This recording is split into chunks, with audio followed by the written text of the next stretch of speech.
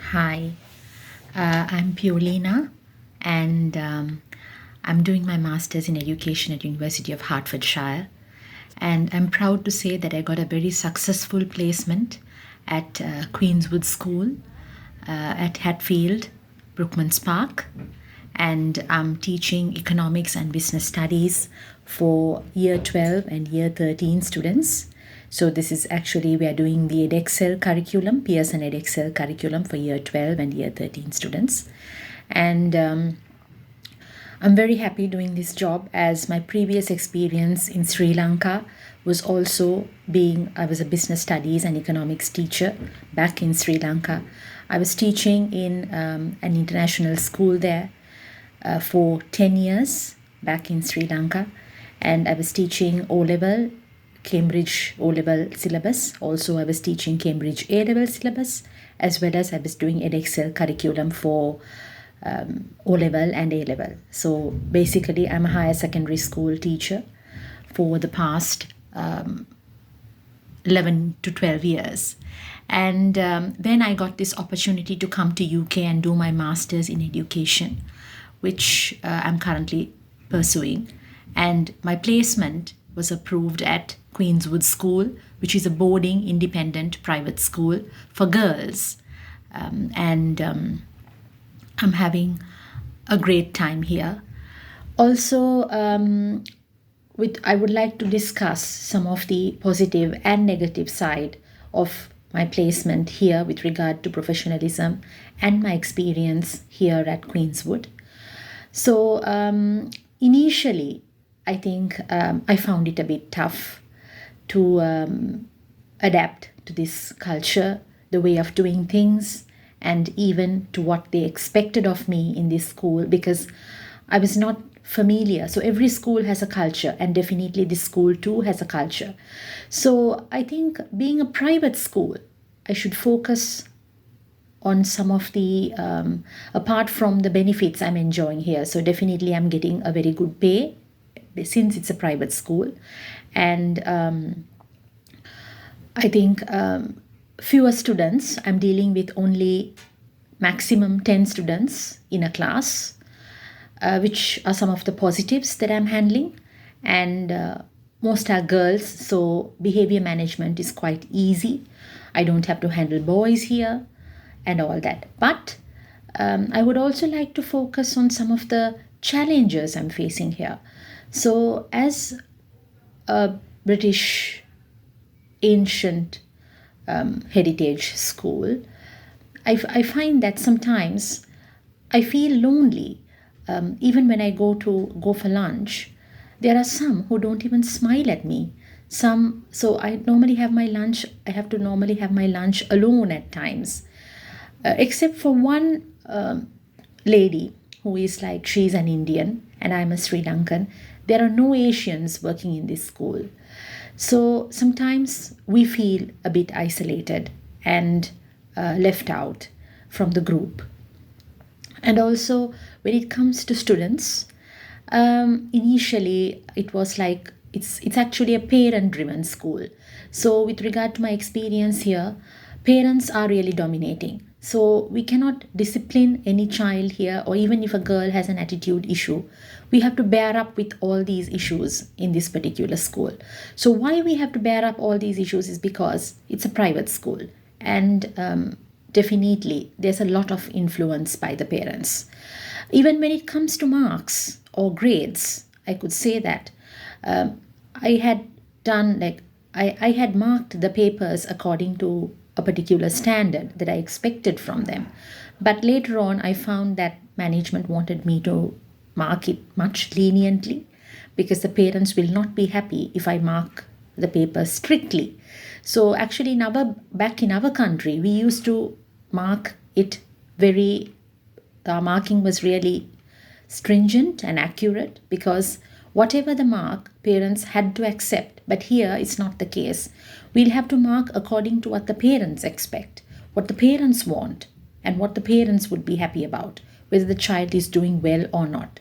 So that was one of the initially I experienced something different from what I was doing earlier. And also, secondly, I noticed that there are lots of special needs kids in this school. Even if there are like let's say out of 10, there are like 7 students who have problems of like dyslexia, autism, and dyscalculia, and so many other issues such as for example reading and writing issues. So and most of the students in this class, when an exam is given, they need to be given extra time. So that's I also find. So something I notice is that since the majority of students were special needs in the sense like they are physically okay, but some problem like dyslexia or some problem like ADHD, for example, is diagnosed, and then they come into the special category.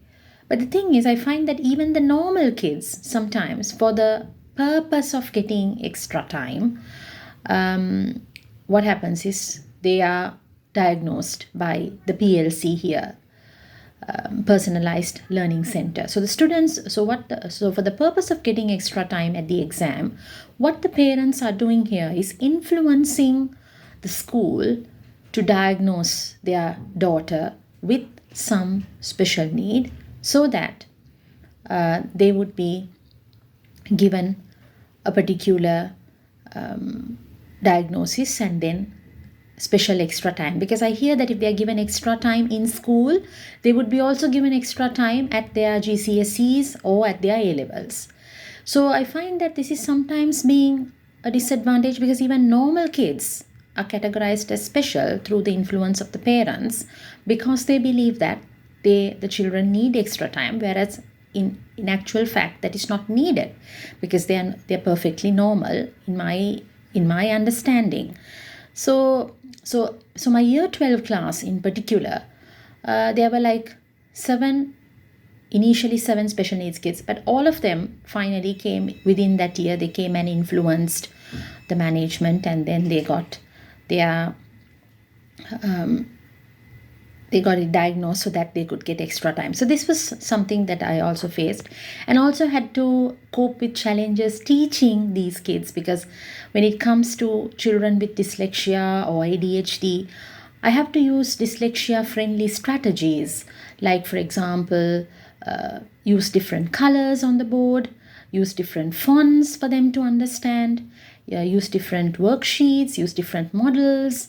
So, and also give them like special access arrangements, like for example, some have to be given during rest breaks often in class, because some have anxiety disorders when it comes to an exam or whatever. So these were actually some of the challenges that I was facing. And then initially I was also given special training to handle kids with dyslexia. And also with regard to professionalism, I learned a lot from the others: way of dressing, way of speaking, way of moving within the organization.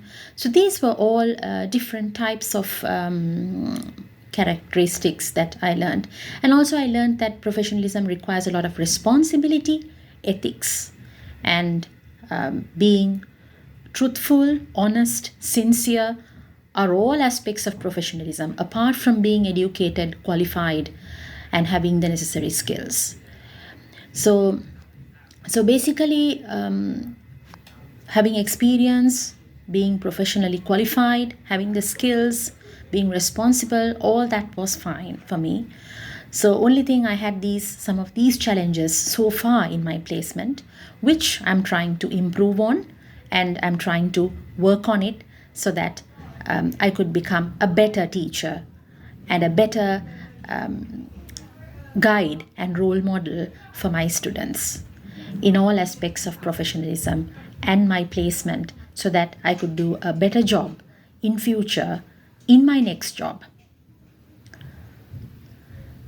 So thank you for guiding me, Miss Sue, for all this. And it's a pleasure to be working in UK in a prestigious school like Queenswood.